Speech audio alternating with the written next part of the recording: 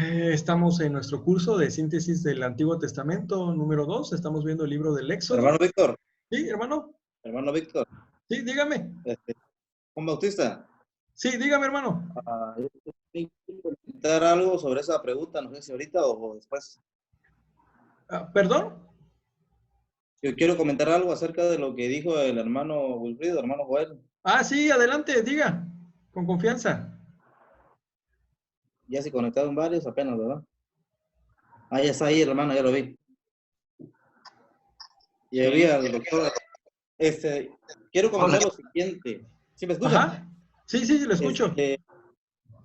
Aquí donde dice, en el ítem 27-19, dice, ¿quién habrá obrado en Faraón para que procurara exterminar a los israelitas? Hablando cronológicamente, en cuestión de tiempo, sí.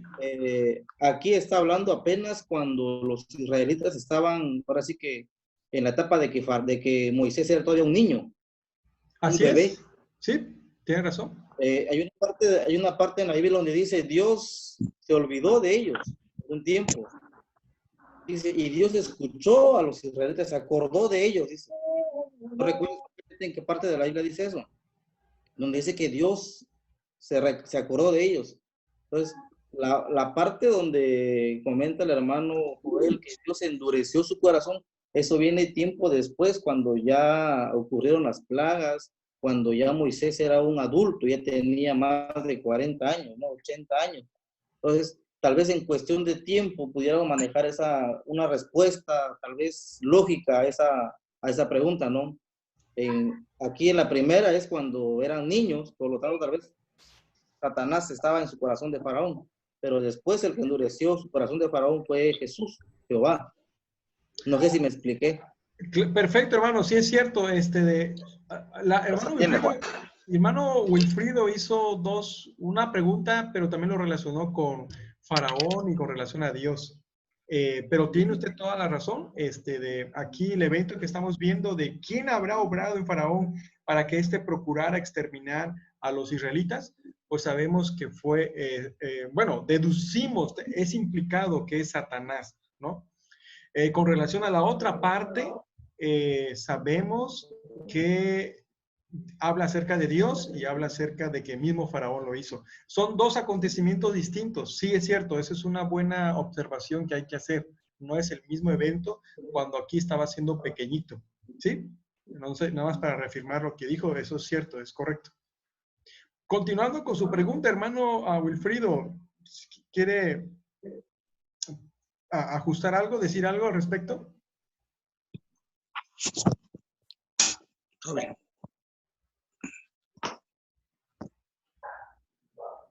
No, creo que está claro, hermano.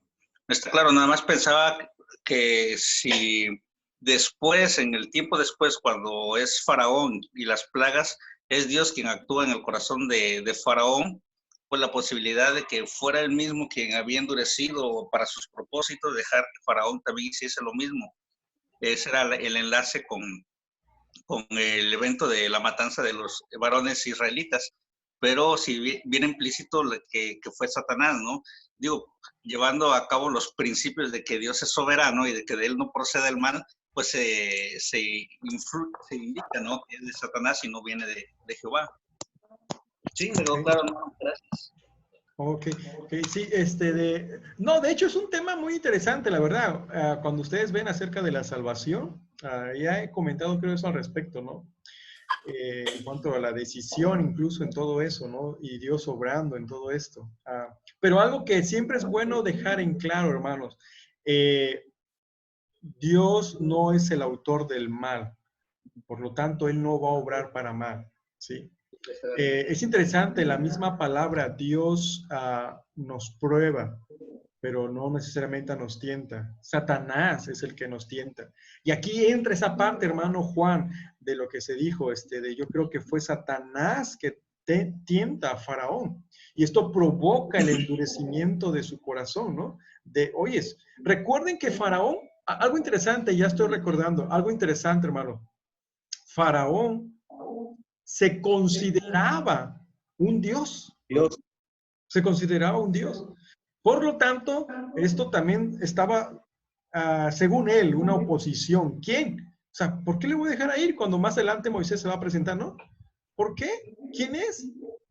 Él se consideraba un Dios. Bueno, eso me estoy adelantando. Más adelante vamos a ver acerca de las obras que hace Dios para derrotar a sus enemigos, ¿no? Pero no dudo que había huestes de maldad en este lugar. De hecho, Egipto era un lugar con un trasfondo, yo me atrevería a decir hasta demoníaco. No necesariamente era sano Egipto. Tenían ídolos, adoraban al dios Ra, al dios Sol, ¿sí?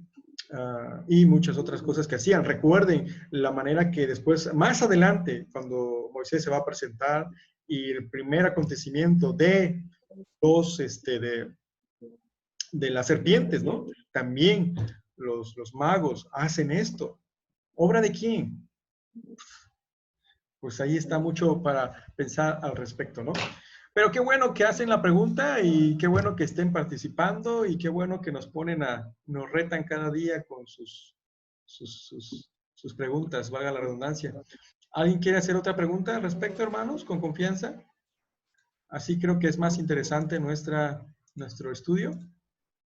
Si no, vamos a continuar con relación a la siguiente parte, la lección 28. Y aquí hay muchas cosas que también podemos aprender para nuestra vida espiritual. Estoy checando esto.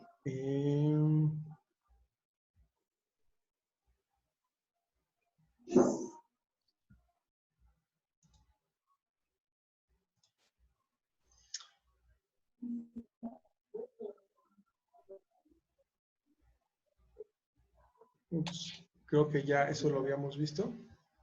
¿Sí? Mientras estoy ajustando aquí, si gustan hacer comentarios, sugerencias, con confianza. Estoy arreglando algo por acá. Eso que comenta, hermano Víctor. Sí, hermano. Eso que comenta de la cuestión de que el faraón se consideraba Dios, es parte, ¿no?, un poco de la mitología, ¿no?, de lo que ellos creían. Pues muchas de las cosas que vienen ahí en las acciones que hacía Faraón, lo que hacían los magos y lo que comenta, pues es parte de lo que ellos creían, ¿no? Entonces sí sería interesante empaparse a lo mejor un poco de la cultura egipcia de ese entonces. Así es. Para poder entender ciertas cosas, ¿no? Recuerdo que ustedes, bueno, más adelante vamos a ver, pero hace poco me comentó de la plaga de la oscuridad, ¿no? O sea, en la cuestión de que ellos veneraban al dios Sol. Entonces, esos datos se ven más nutridos o tienen más significado cuando se conoce un poco el contexto, ¿no?, de la cultura. Bueno, para que los hermanos puedan tener la oportunidad de leer un poco, ¿no?, de cómo eran o qué hacían los egipcios de ese entonces. Nada más. Sí, así es, sí, así es. De hecho, hermanos, cuando leemos un poquito sobre el contexto egipcio, inclusive el río Nilo era considerado como un río de los dioses. Ellos también adoraban a los lagartos, a los cocodrilos. Así que cuando ellos aventaban a los niños al río Nilo, prácticamente estaban haciendo no solamente un sacrificio de niños en el sentido de matarlos, sino en el sentido de ofrecerlo a sus dioses. Entonces, también esa parte de la cuestión religiosa de Egipto tiene mucho trasfondo en este tipo de interpretación y de conocimiento del libro de Éxodo. Entonces, había mucha cuestión del politeísmo, mucha superstición, muchas cuestiones que se canalizan a los aspectos de tipo espiritual. Y en efecto, Egipto era una ciudad, una potencia económica en su tiempo, pero también una potencia idolátrica y satánica, ¿no? Así era, en efecto. Así es, así es. Bueno, nada más para, no sé, algunos de Facebook tal vez están mirándome y dirán, ¿por qué guarda silencio y qué está pasando, no? Déjenme decirles de que estamos en este momento en vivo, no solo en Facebook, sino también en la aplicación de Zoom. Estamos teniendo un curso bíblico de síntesis del Antiguo Testamento número 2. Estamos viendo el libro del Éxodo, ¿sí? Y para los que nos están viendo en Facebook, es la razón por la cual estoy mirando hacia mi lab para poder dialogar con los hermanos que están haciendo preguntas y comentarios interesantes, ¿sí? Bien. Muy bien, hermanos. ¿Dónde estamos? Vamos a continuar con nuestra siguiente parte. Vamos a compartir pantalla. Aquí está. En la lección número 28 solamente tenemos dos objetivos, pero hay muchas cosas también interesantes que aprender ahí. ¿Sí? Es Éxodo, la preparación de Moisés. Recuerden, yo sé que hay muchas cosas que hablar y sí, si a ustedes les gustaría hacer más sesión, pues yo con mucho más confianza puedo hacer otra sesión, pero muchas veces el tiempo apremia, ¿no? Para seguir platicando al respecto, ustedes aportando ideas también, va a ser de gran bendición. ¿Sí? Bueno, la siguiente lección es Éxodo 28, ¿verdad? Es la preparación de Moisés, ¿sí? Y solamente hay dos objetivos, pero yo creo que no sé si les tocó a su vida esta lección. Hay muchas cosas de aplicación para nosotros. Y el primer objetivo es completar una declaración de 5 pasos en la preparación de Moisés para liberar al pueblo de Israel. Y en el ítem 28.6, para los que tienen sus libros ahí, la verdad no la anoté en mi diapositiva. Esto era con el propósito que también ustedes puedan interactuar con su libro o algo por ahí, sus notas. En primer lugar, fue preservado de la muerte. Número 2, llegó a conocer al Dios verdadero. Número 3, recibió enseñanza de la corte de Faraón. Y número 4, fracasó en su primer intento. Y número 5, aprendió a vivir en el desierto. ¿Quién? Moisés. ¿Sí? Recuerden que estamos viendo la declaración de 5 pasos de la preparación de Moisés para liberar a su pueblo Israel. El objetivo número 2, señalar cuántos años tenía Moisés cuando huyó al desierto y cuántos años pasó en el desierto. ¿Sí? Bueno, en el ítem 28, 37 y 38 tenemos la respuesta a este segundo objetivo. ¿Sí? Y es, Moisés tenía 40 años cuando huyó al desierto. ¿Están de acuerdo, verdad? Pasó 40 años en el desierto como entrenamiento. Y podemos añadir esto, no lo pide el objetivo, pero y 40 años en guiar al pueblo. En total, Moisés vivió 120 años, hermanos. Me voy a pisar un poquito porque más adelante quiero hacer unos comentarios de su libro. Bueno, ya lo voy a hacer. Algunos puntos importantes de su libro que es de gran ayuda para nuestra vida actual. En el ítem 28.15, si quieren corroborar, dice, bueno, una vez más, aquí tiene relación con la pregunta anterior que estaba haciendo el hermano Wilfrido, ¿no? ¿Quién habrá ordenado en el corazón, ojo, quién habrá ordenado en el corazón de la hija de Faraón para que ella encontrase al bebé en la arquilla y decidiera adoptar? Obrado, hermano. ¿Cómo dijo? Obrado. Obrado. ¿Quién habrá ordenado ordenado en el corazón de la hija de Faraón para que ella encontrase al bebé en la arquilla y decidiera adoptarlo como hijo suyo? Bueno, eso fue la pregunta. Ustedes pueden corroborarlo en el ítem 28.15. ¿Quién? Bueno, en este caso es tan claro que es Dios. Dios obró en el corazón de la hija de Faraón. Bueno, nada más haciendo un paréntesis. Hace unos días atrás le envié en el grupo de WhatsApp algún trasfondo histórico de los faraones. Espero que ustedes lo hayan leído, porque a veces no podemos decirlo todo a través de nuestro estudio. A veces es bueno añadir, hacer una lectura adicional para comprender algo. Y ahí en este PDF que les envié, vienen los nombres de los faraones que están reconocidos de manera histórica.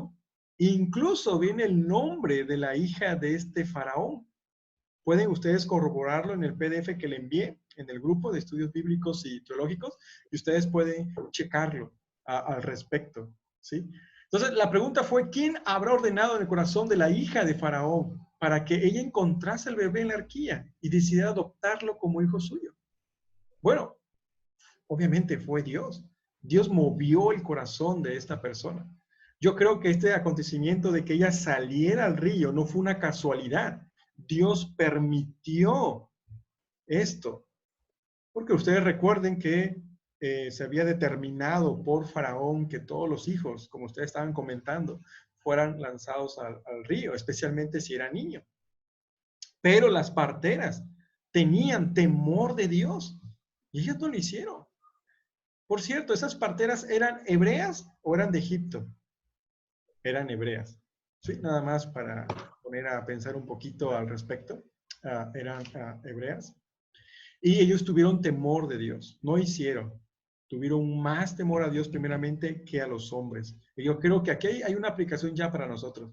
Tenemos que tener temor en cuanto a la vida. La vida es sagrada, como habíamos dicho, y no estar en favor del aborto, que es un tema muy polémico hoy en día, la verdad, en la sociedad, pero que es importante enfatizar que Dios para la vida es sagrada y para sus hijos también lo debería de ser. ¿Sí?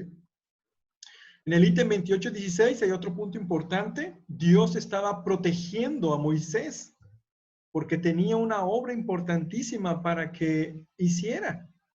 Y lo sabemos muy bien. Fíjense cómo, por un lado, Satanás estaba provocando eso. Quería destruir a este pueblo, a los de Israel, a los hijos de Israel, para evitar, ¿no?, que viniera el Redentor. Siempre durante la historia ha tratado de buscar de la manera de una oposición, ¿sí?, al plan de Dios. Dios estaba entonces protegiendo a Moisés porque él tenía una obra importantísima para que hiciera. Haciéndolo una aplicación para nosotros. En Efesios 2.10, su libro les manda a eso, en el ítem 28.17. Dice, porque somos hechura suya, creados en Cristo Jesús para buenas obras, las cuales Dios preparó de antemano para que anduviésemos en ellas. El contexto de este versículo, hermanos, está hablando acerca de la salvación. Estábamos muertos en nuestros delitos y pecados y Dios intervino en nosotros para darnos vida, ¿sí? Entonces el contexto habla acerca de la nueva vida en Cristo o la salvación. Y en el ítem 28.17 dice, seguramente a ti también Dios te ha preservado con vida, porque Él tiene ciertas obras preparadas para que hagas. No lo dudo. Yo creo que cada uno de ustedes, Dios los ha preservado. Algunos de ustedes pueden dar su testimonio, ¿verdad?, de cómo tal vez han sido librados de alguna muerte, desde pequeños, ¿sí? Yo recuerdo que mi abuela me decía que había salido con el cordón umbilical en el cuello, y estaba muy moradito para cuando iban a nacer. En adolescente estaba propenso a ahogarme como 2 veces. Bueno, en fin, yo creo igual ustedes, Dios ha preservado su vida para hacer algo para la obra de Dios, ¿sí? Él es soberano y tiene el control de todas las cosas.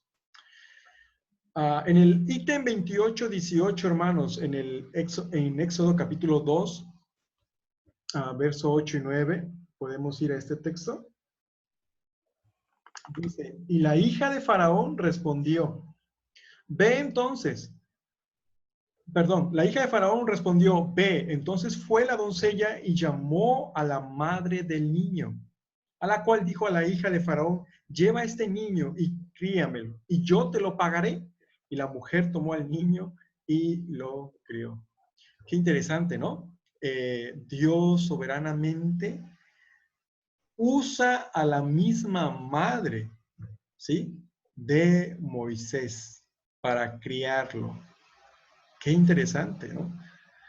Ella, yo creo que desde que lo puso en los juncos en el río Nilo, tenía fe, tenía confianza.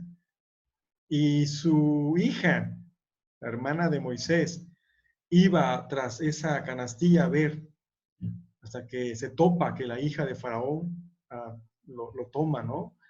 Y le gusta, le agrada al niño. Y empieza esto. Y la misma hermana de Faraón le dice, yo conozco a alguien que te la puede cuidar. Ah, bueno, adelante, ¿no? Lleva a este niño y críamelo, yo te lo pagaré. Y la mujer tomó al niño y lo crió, ¿sí? Bueno, ¿por qué estamos diciendo eso? En el plan de Dios, la hija de Faraón entregó al niño, Moisés, a su misma madre, la cual le crió en su propio hogar. Ya que sus padres eran israelitas, le habrán enseñado todo lo relacionado con el pueblo de Israel. Era en su propio hogar donde tomó lugar el segundo paso en la preparación de Moisés. ¿Sí? Continuando, en esto vemos una lección importante para los padres creyentes. A nuestros hijos debemos enseñar lo que la Biblia dice y guiarles a confiar en el Señor Jesucristo como su único Salvador. Esto es una excelente aplicación para los padres, para nosotros los padres que tenemos hijos pequeños, niños, adolescentes, no importa aún jóvenes, tenemos que enseñarle la palabra de Dios. No lo que nosotros pensamos, sino lo que la Biblia dice. Tenemos que guiarles a que ellos confíen en Cristo. Algo importante, hermanos, no pensemos que porque nuestros hijos, nosotros somos cristianos, los adultos, vamos a decirlo, ¿no? No pensemos que porque nuestros hijos nacieron en cuna cristiana, ellos son salvos. No es verdad. Sí, gracias a Dios, conocen de la palabra, hay bendiciones, no lo dudo, pero una cosa es la responsabilidad de que ellos confíen en Cristo como Señor y Salvador. Por lo tanto, es necesario enseñarles el plan de salvación, ¿sí? Enseñarles lo que es el Evangelio. ¿Por qué estamos diciendo eso? Porque Dios no se olvida de esto con Moisés, su misma madre lo va a criar, le tiene que enseñar muchas cosas de los hebreos. Más adelante, cuando él crece, a los 40 años, vamos a decirlo, él sale de Egipto y, bueno, sale a ver a sus hermanos hebreos, y se da cuenta que un Egipto está golpeando, maltratando, y ¿qué hace Moisés? Lo mata. ¿De dónde venía eso? ¿Por qué sabía eso? Bueno, es muy claro que su madre le había enseñado su descendencia, ¿sí? Lo que Moisés aprendió en la corte le sirvió después cuando tuvo que entrar en el palacio y dar a Faraón los mensajes de Dios. De igual manera, lo que tú aprendes puede servirte algún día en tu obra para el Señor. Todo lo que usted está aprendiendo en este tiempo, hermano, ya sea con nuestros estudios bíblicos, que ustedes tienen sus libros, que es el propio maestro, el libro, que es autodidáctico, todo lo que ustedes están aprendiendo en la iglesia, en las predicaciones, en la escuela dominical, o algún curso que ustedes estén tomando en línea o presencial, créanme, no es en vano, les va a servir, ¿sí? Necesitamos siempre ser entrenados en la palabra de Dios. ¿Para qué? Para poder servir eficazmente, para poder enseñar, para poder evangelizar correctamente. Y como me gusta siempre decir algo, para presentar defensa con mansedumbre, ¿no? A todo aquel que demanda razón de la esperanza que hay en vosotros. Es necesario hacerlo, hermano. ¿Sí? Moisés fracasó porque procuraba ayudar a los hebreos en su propia manera y con sus propias fuerzas en un momento, ¿verdad? A pesar de su fracaso inicial, Moisés seguía recibiendo preparación y ayuda de Dios. Y más tarde tuvo grandes victorias en la obra de Jehová. Será así también en nuestras vidas. El fracaso muchas veces es un paso más en la preparación del siervo del Señor. Esto nos debería alentar, animar. Muchas veces tal vez tropezamos, hay fracasos, nos frustramos en su momento, pero tenemos que continuar, no estancarnos, hermanos. Bueno, ya la regué tal vez en un momento determinado de mi vida. Tengo que seguir adelante. Confiesa tus pecados, pídele perdón a Dios. 1 Juan 1:9, ¿no? Si confesamos nuestros pecados, Él es fiel y justo para perdonarnos y limpiarnos de toda maldad. Y seguir esforzándonos, continuar. No desanimarnos cuando en un momento tal vez fracasamos, caemos o nos estancamos. Continuemos, sigamos adelante.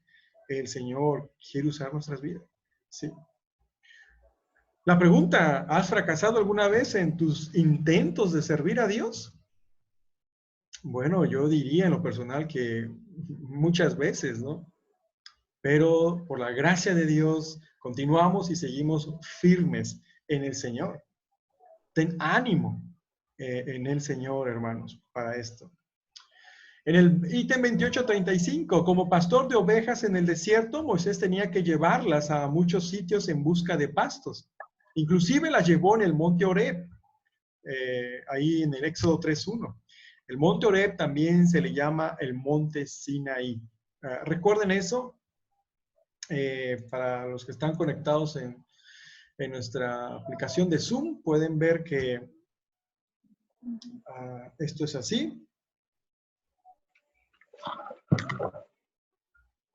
Déjenme checar.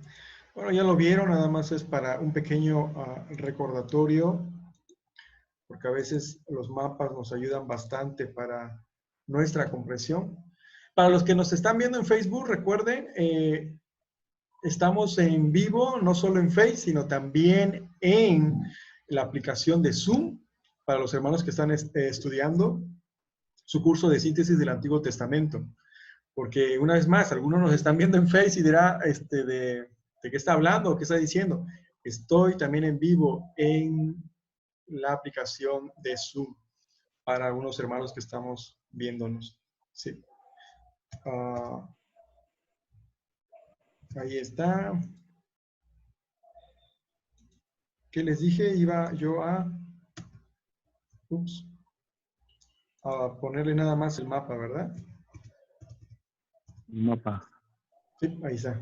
Porque me estaba perdiendo un poquito. Ups. Ok. Sí. Entonces ahí Moisés llegó a conocer muchas partes del desierto, por lo cual más tarde él había de guiar al pueblo de Israel. Aún en esas salidas, hermanos, Dios permitió para que sirviera para Moisés para guiar. Abajo del desierto de Sin está el monte Horeb o el monte Sinaí, donde Dios le va a dar las tablas de la ley a Moisés. ¿Sí? En todo este lugar de desierto, él lo conocía. Alguien ha dicho que Moisés pasó 40 años creyendo que él era una persona grande, una persona de importancia, una persona incluso intelectualmente preparada.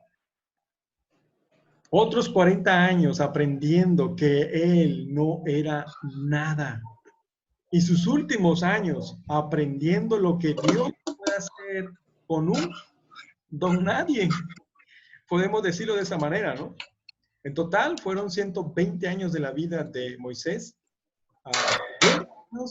siendo altivo, siendo orgulloso, podemos verlo de esa manera, intentando hacer las cosas por su propia fuerza, en el sentido de que él mata a un egipcio cuando quiere atacar a uno de sus, oprimiendo a uno de sus paisanos, vamos a decir, un hebreo.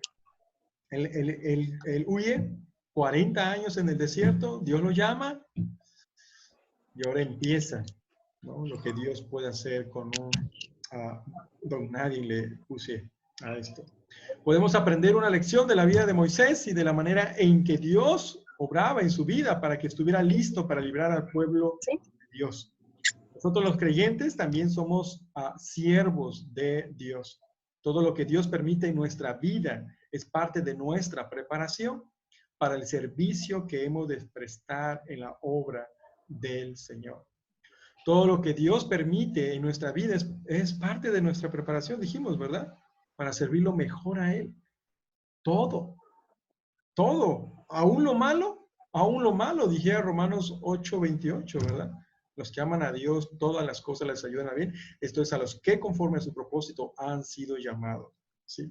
A la luz de esto, ¿cuál debe ser nuestra actitud cuando nos encontramos en situaciones difíciles o desagradables? Aceptarlo con gozo, como parte de nuestra preparación para servir al Señor. ¿Sí? Muy bien, hermano. Esto es con relación a nuestra lección, los puntos principales que quería resaltar de la lección 27 y 28. Ya solo nos quedan 9 minutos en nuestro programa de Zoom. Así que preguntas, comentarios, sugerencias, hermanos, que quieran hacer, con confianza.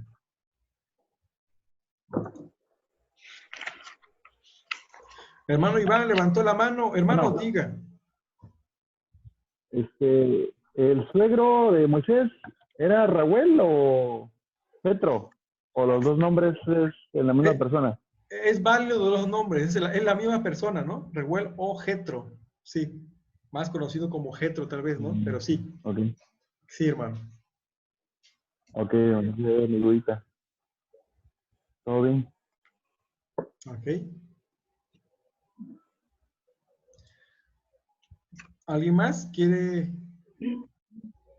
Ups, mi conexión a internet está inestable, según. Pues sí, está un poco inestable porque estoy usando 2 videos a la vez. Estoy en Zoom, hay videos con los hermanos y estoy en Facebook. Pues no dudo que mi Wi-Fi está un poco inestable. Ok.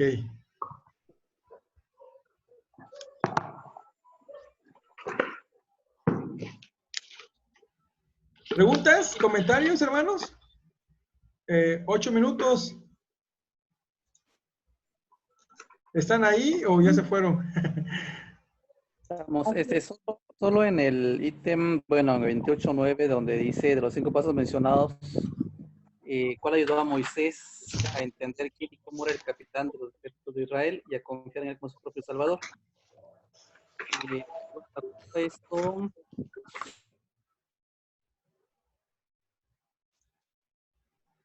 llegó a conocer al Dios verdadero. Ok. Uh-huh. Y por allí en uno de otros, estoy buscando aquí nada más el párrafo, donde habla precisamente acerca de la enseñanza del hogar. El 28-18. Dice, los israelitas, sus padres eran israelitas y le habrán enseñado todo relacionado con el pueblo de Israel. Su propio hogar tomó lugar el segundo paso en la preparación de Moisés, que él llegó a conocer al Dios verdadero. Digamos que sí tuvo la enseñanza allí de respecto al Dios verdadero. Pero bueno, ya es punto de vista personal. Creo que realmente donde llegó a conocer de manera personal a Dios fue un tiempo después. Allí que en su familia él supo de la ley, bueno, de la ley, no, supo acerca del Dios de Abraham, Dios de Isaac, Dios de Jacob, acerca de José, acerca del pueblo hebreo, supo de las promesas hechas a Israel, de la liberación, pero creo que donde él, de manera punto de vista personal, donde iba a conocer a Dios verdadero, fue no en el hogar, sino precisamente en ese encuentro, en esa búsqueda de Dios, solamente como referencia al ítem 28-18, ¿no? Si hay una enseñanza en casa, y me imagino que ese es el enfoque del, ¿no? En casa se da la enseñanza correcta y en casa el hijo debe conocer a Dios. Pero en el contexto de la vida de Moisés, creo que su conocimiento del Dios vivo no se dio propiamente en casa. Es decir, me refiero a la relación personal con Dios. Así es, hermano, es claro, es cierto. Algo similar pasa, ¿no? Por ejemplo, cuando decía con relación a los hijos, podemos enseñarle la palabra de Dios, podemos enseñarle ciertas historia, ¿no? De la vida cristiana, y ellos pueden entender, conocer, ¿no? No ignorar. Pero una cosa va a ser el encuentro personal con Cristo, una cosa va a ser su conversión, ¿no? La fe y el arrepentimiento. En este caso, con relación a Moisés, yo creo que empieza a conocer a Dios en la zarza, ¿no? Cuando hace el llamamiento a él, ¿verdad? Y ahí empieza prácticamente la historia de Moisés conociendo al Dios verdadero, un encuentro personal con él. Así es. Sí, sí, es buen punto. Con relación al otro punto, al suegro, la pregunta sería, ¿él era un sacerdote, era el sacerdote de Madián? ¿Era sacerdote del Dios verdadero o de algún Dios falso? Eso sería una pregunta. Y bueno, aquí también va a depender mucho cómo lo están viendo ustedes, lo están considerando. Parece ser que puede ver las dos interpretaciones, que en un lado pareciera que sí está siendo un sacerdote de Madián a Dios verdadero, porque el contexto más abajito dice que él hace como una ofrenda, ¿sí? En ese pasaje.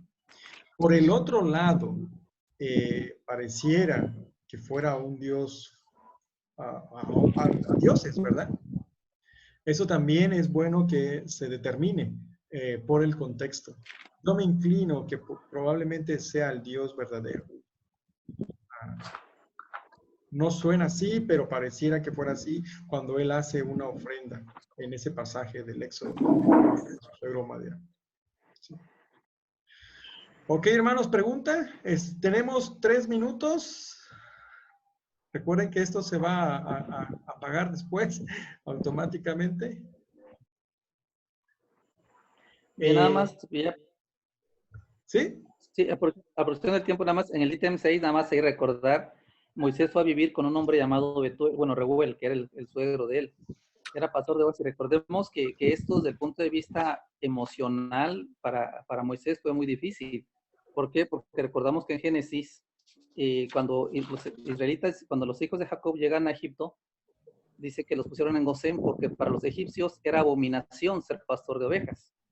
Y es interesante cuando menciona, cuando ahora sí después que Moisés sale de Egipto, huye, llega a Madián, inmediatamente dice que llegó a apacentar las ovejas de Jetro, su suegro. O sea, fue emocionalmente, intelectualmente, tal vez hasta, no sé, en cuanto a una autoestima, era como darse un azotón de Moisés desde el punto de vista académico, intelectual, ¿no? Pero es interesante que la Biblia especifique eso, cuando en Génesis 46, 34, dice que eso para los egipcios era abominación, nada más como referencia. Así Como es. Dios empezó a tratar como... Algo respecto, dijimos cuando hablamos de los años, 40 años en el palacio y ahora 40 años en el desierto, una preparación de él. Y efectivamente, pero recuerden cómo llegó de Moisés, ¿no?